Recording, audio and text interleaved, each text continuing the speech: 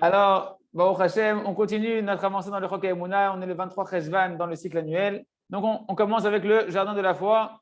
Anashim ou Nechashim, des hommes ou des serpents. En réalité, tout ce qu'on a vu maintenant de la souffrance qu'on a par rapport aux hommes et qu'il faut voir Hachem derrière les hommes, eh ben, on peut voir ça dans l'explication que les Chachamim nous ont donnée sur le fait que Yosef il a été jeté dans un puits sous les conseils de Reuven, son frère. Effectivement, il y a une certaine dimension que la Torah nous donne que les frères de Yosef, ils le détestaient et qu'ils ont voulu le tuer.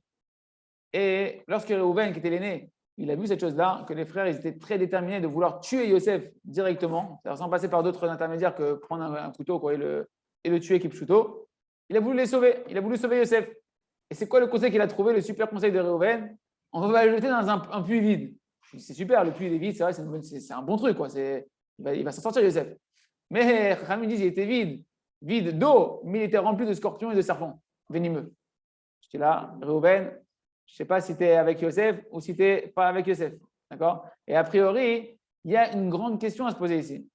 Qu'est-ce qui s'est passé dans la tête de Reuven?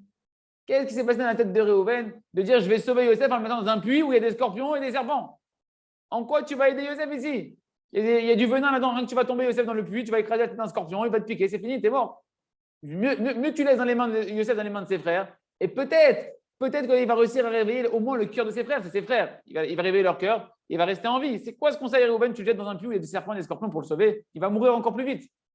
La réponse, elle est que Reuven, il savait que Yosef Hatzadik, c'est un Baal Emouna.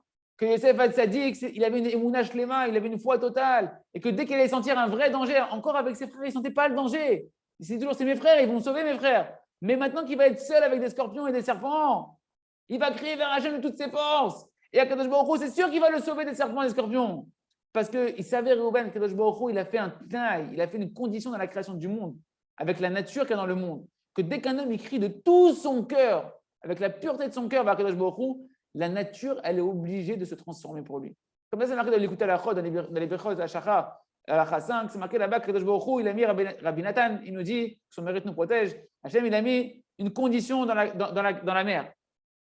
Que lorsque l'homme Israël il va arriver au moment de traverser la mer Rouge et qu'il va crier de tout son cœur vers Hachem, la mer, tu changes de nature, tu es obligé de t'ouvrir. Donc, qu'est-ce qu'on apprend ici? Que Kadosh Baruch Hu, en réalité, il a mis dans la nature une conduite, qu'il y a des anges qui gèrent la nature, etc., qui doivent se comporter toujours dans la même logique de la nature, jusqu'au moment où l'homme Israël il se met à prier. Dès qu'un Ben Israël il se met à prier de toutes ses forces, il y a une condition que la nature, sa nature à la nature, écoutez bien ce que je dis, la nature de la nature, c'est de changer lorsqu'un Ben Israël il crie sincèrement vers Kadosh Baruch Hu, de changer la nature. Donc, c'est plus du miracle, c'est la nature qui est comme ça. Et donc, c'est ce qu'il a vu, Reuven. C'est dire, Reuven, je vais le jeter, il va se retrouver avec des serpents et des scorpions, il va arrêter d'espérer dans ses frères, il va crier vers Hachem et il va être sauvé. Chazak, on continuera la suite demain, merci Hachem. On continue avec le jardin des louanges. Heureux que tu m'as vu comme ça, il a dit Rabbi Shimon Bar Yochai dans mes souffrances, que tu m'as vu dans ces souffrances-là, on va expliquer. Tout ce qu'on a vu hier, le chidouche du gris, le tzaddik qu'on avait vu hier, le peu rouge sur Léa, que Léa c'est la première à avoir remercié sur le mal, et bien il rajoute là-bas que c'est ça qu'on apprend de Rabbi Shimon Bar Yochai. Rabbi Shimon Bar Yochai, qu'il a dit dans la Gemara, qui est plutôt la même chose. Parce que Rabbi Shimon Bar Yochai, il savait l'utilité extraordinaire qu'il y a dans les souffrances. Il a témoigné sur lui-même, Rabbi Shimon Bar Yochai, que c'est seulement par la force des souffrances qu'il a vécues qu'il est resté 13 ans dans une grotte, enterré jusqu'au cou dans le sable, avec le corps nu, que grâce à ça, avec cette étude de la Torah, dans ces conditions-là, il a mérité de devenir le Rabbi Shimon Bar Yochai que nous on connaît, le Baal du Zohar HaKadosh, de pouvoir avoir la plus grande Iloula du monde entier, qui a pas une Iloula comme c'est le Rabbi Shimon Bar Yochai, comme c'est marqué dans la Gemara Shabbat, page 33, que lorsque Rabbi Shimon Bar Yochai il est sorti de la grotte, alors Rabbi Pinchas Ben Yair, il l'a emmené pour aller se laver, pour nettoyer un peu son corps. Ça fait 13 ans qu'il est dans du sable, enterré comme un mort. Et lorsqu'il a vu son corps, Rabbi Shimon Bar Yochai, qui était un match lacéré, un match des cicatrices de partout, fendues à cause du sable. Vous imaginez le sable, c'est quelque chose qui n'est pas lisse, c'est quelque chose qui écorche le sable. Quand tu es tout le temps dans le sable, le corps entier, il a vu son corps meurtri dans sa chair. Il s'est mis à pleurer. Rabbi Pinchas Ben Yair, il a pleuré, il a dit « Oh Eli, malheur à moi que je te vois comme ça, Rabbi Shimon Bar Yochai !» Qu'est-ce qu'il a répondu, Rabbi Shimon Bar Yochai? Ashrecha, heureux es-tu que tu me voies comme ça. Si tu ne m'avais pas vu comme ça, je ne serais pas Rabbi Shimon Bar Yochai de maintenant. C'est-à-dire que je n'aurais pas mérité la grandeur de la Torah que j'ai eue du Zohar HaKadosh si je n'avais pas eu les souffrances que j'ai eues dans les 13 ans dans la grotte où j'étais. Rabbi Shimon Bar Yochai, c'était déjà un Tana Elokai, c'était déjà un Tana divin avant de rentrer dans la grotte. C'était un Tana d'un niveau de faire ressusciter les morts déjà avant de rentrer dans la grotte. Mais le Rabbi Shimon Bar Yochai qui est sorti après les 13 ans de souffrance dans la grotte, d'étudier la Torah dans les souffrances qu'il avait, c'était plus le même Rabbi Shimon Bar Yochai. Est-ce que vous avez déjà vu la Eloula de Rabbi Shimon Bar Yochai, celui qui est déjà parti là-bas? Il n'y a pas un tzaddik qui se rapproche d'un tout petit peu de la Eloula de Rabbi Shimon Bar Yochai. Pourquoi? Parce qu'il a accepté avec amour des souffrances terribles pendant 13 ans consécutifs. Et ça, c'est le grand moussard, la grande conclusion la grande morale qu'on doit prendre pour nous, pour chacun d'entre nous, qu'on doit apprendre de Léa, Imenu, de Rabbi Shimon Bar Yochai, de ne pas attendre de dire merci à Akadosh Baruch Hu, de comprendre les souffrances. N'attends pas de comprendre les souffrances pour remercier Akadosh Baruch Hu. Mais déjà, au moment de la souffrance, travaille ta émouna, que les souffrances, c'est une grande tova, et remercie Hachem pour la souffrance. Parce que c'est sûr que de cette souffrance que tu es en train de vivre, peu importe laquelle, il va sortir d'ici une grande Yeshua, une lumière extraordinaire. C'est pourquoi on doit donner des merci à Kadosh Baruch Hu sur la délivrance qu'on sait qu'il va naître de la souffrance, même si on n'a pas encore vu cette délivrance naître de la souffrance. Et comme ça, le Rav nous raconte qu'avec une femme qui est venue le voir une fois, qui lui a raconté ses souffrances terribles qu'elle avait avec son mari, qui était tout le temps déprimé, triste, etc., faible un peu dans sa vie. Il lui a dit, tu sais, il connaissait bien la famille. Et il savait que de cette dame-là, il était sorti 7 enfants extraordinaires, des Talmidei Chachamim, des Balei Midot extraordinaires. Et là, il lui a dit, viens, je vais te rappeler un petit peu le Midrash sur Léa. Je vais te rappeler un petit peu Rabbi Shimon Bar Yochai, que du fait que Léa, elle a eu tellement de souffrance avec, elle devait se marier avec Esav, qu'elle était haïe par Yaakov, on l'a rentrée dans le mariage malgré elle, alors que Yaakov ne voulait pas d'elle, etc. Et bien, grâce au fait qu'elle a eu ces souffrances-là, qu'est-ce qu'elle a eu? Elle a eu la majorité des tribus du Ham Israël qui sont descendues d'elle. Elle a eu la royauté, elle a eu le Mashiach, elle a eu le Moshe Rabbeinu, les Lévi, les Kohanim. Extraordinaire. Grâce au fait qu'elle a eu quoi? Des souffrances. Donc, ces souffrances, d'un côté, elle avait des souffrances, mais d'un côté, elle a reçu quelque chose d'extraordinaire. Donc, il lui a dit, toi aussi, regarde, tu as des souffrances avec ton mari, mais tu as des enfants de tzadikim.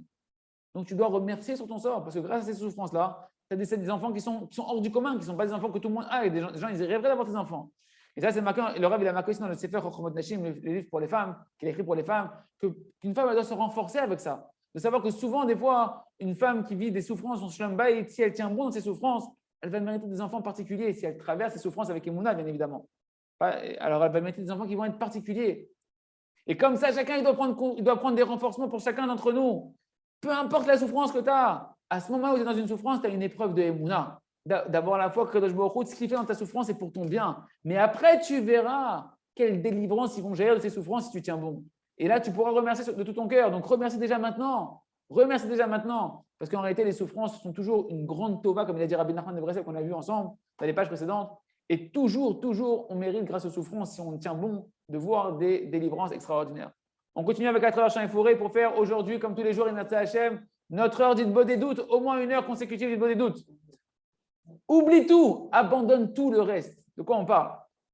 Si les choses sont comme on l'a vu, avec des telles promesses de Rabbi Nachman de Breslev sur l'Hitbod des doutes, et que la Hitbod des doutes, c'est tellement facile de le faire en réalité, pourquoi alors les gens ne le font pas? Pourquoi on n'arrive pas à faire une heure de Hitbod des doutes tous les jours? Pourquoi il y a tellement d'empêchements pour quelque chose qui est tellement naturel, qui est tellement extraordinaire de parler avec le roi des rois qui veut tout te donner? Pourquoi tu ne fais pas alors? La réponse, elle est simple, c'est parce que le Yetzer Hara, il connaît la grandeur de l'heure d'Hitbod des doutes. Et il sait que c'est ça le but d'un homme sur terre. Et il sait que si un homme il s'occupe de faire correctement tous les jours une heure d'Hitbod des doutes, il va arriver à sa mission, à sa réparation. Il va réussir à surmonter toutes les épreuves de la vie, toutes les difficultés de la vie. C'est pour ça qu'il lui rend lourd dans son cœur le service de la Hitbod des doutes. Et qu'il l'affaiblit. Ne fais pas ton heure d'Hitbod des doutes, fais autre chose. Et tu dis même d'écouter Moran, ne fais pas ton heure d'Hitbod des doutes. Tu dis Tagmara, ne fais pas ton heure d'Hitbod des doutes. Il lui sort toutes sortes de preuves et toutes sortes de raisonnements pour qu'il ne fasse pas son heure d'Hitbod des doutes. C'est pourquoi l'homme qui est chacham, qui est en train de lire nos paroles qu'on est en train de dire ici, qui écoute ces shiurim là, alors il se doit d'arriver à la conclusion. Peu importe ce qui vient dans ma journée, peu importe ce qu'il y a dans ma tête, j'arrête tout, je fais quoi qu'il arrive, une heure où je m'occupe de me tourner vers Hachem, de faire Hitbod des doutes.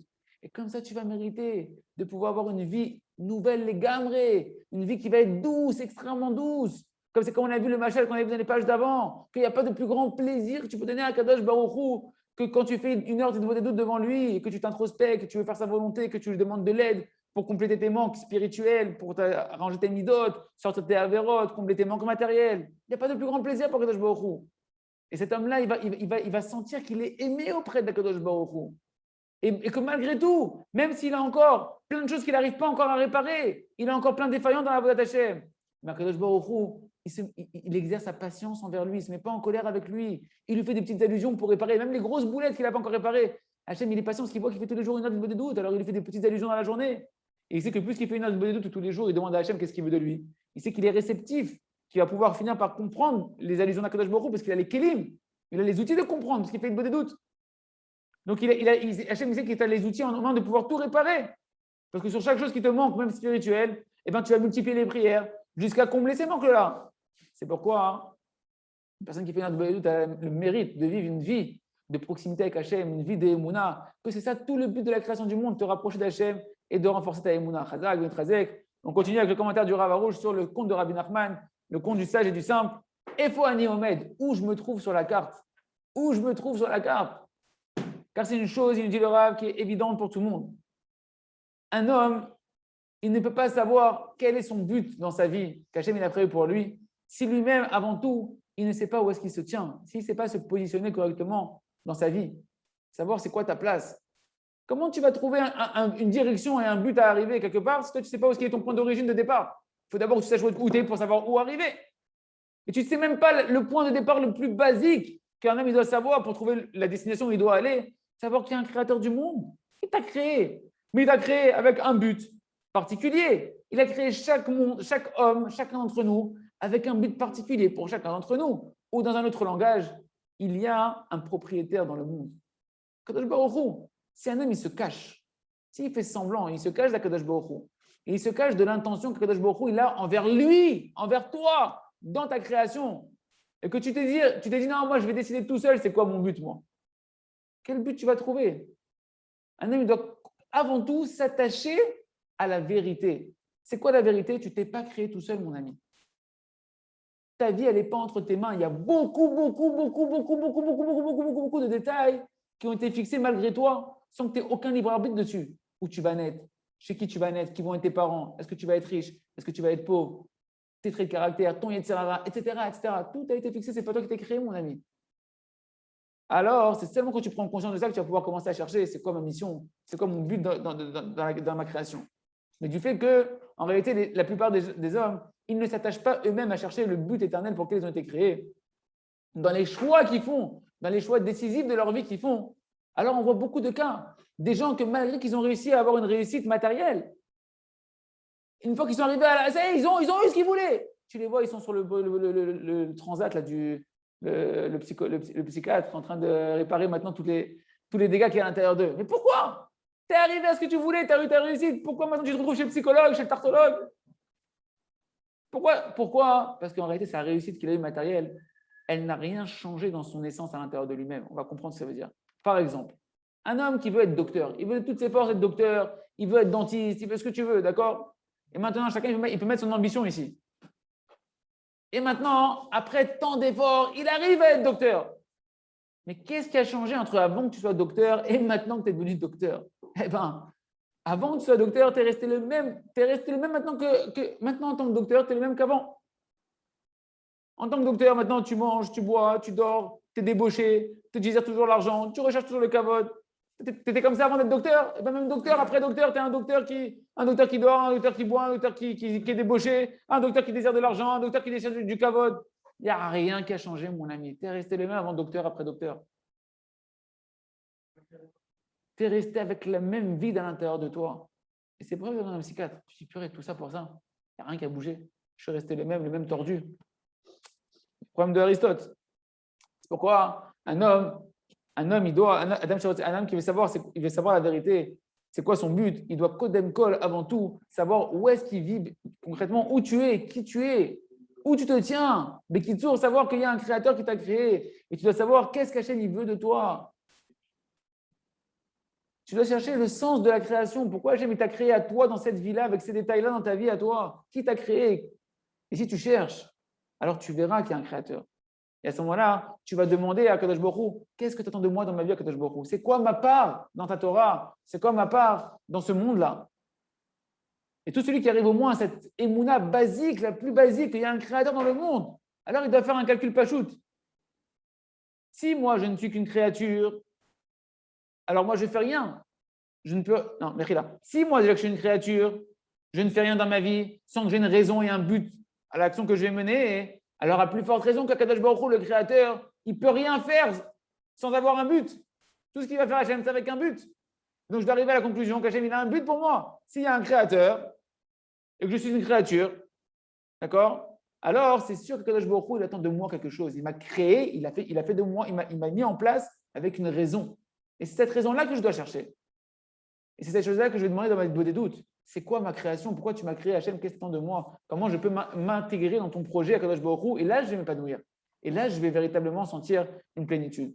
On finit avec le Sefer Or Hadash. Et là, messieurs, on a enfin la réponse à la question qu'on a depuis des semaines, enfin des jours plutôt. La question de savoir comment deux personnes elles écoutent le même cours de Torah, elles étudient le même livre. Une, elle change et l'autre, elle ne change pas. Et bien, grâce à notre ami qui était le coléreux de l'histoire qu'on a vu ici, maintenant le Rav va nous donner vraiment le secret de la vie, le secret du changement.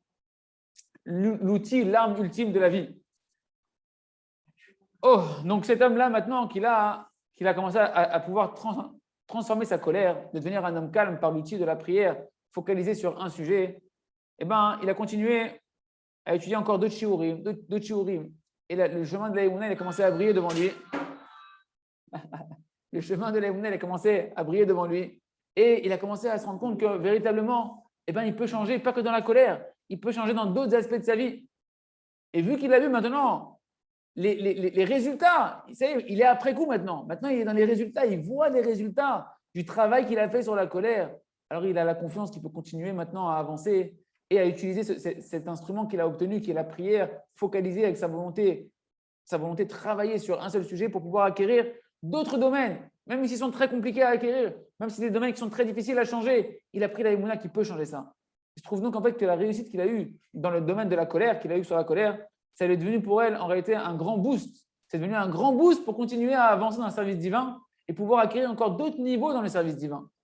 Parce qu'il a vu, les yeux dans les yeux, que son entêtement, et c'est ça mes amis, on est en train de percer le secret, c'est ça le secret, l'entêtement dans la volonté, la régularité dans les prières sur un sujet, eh bien ça fait des fruits.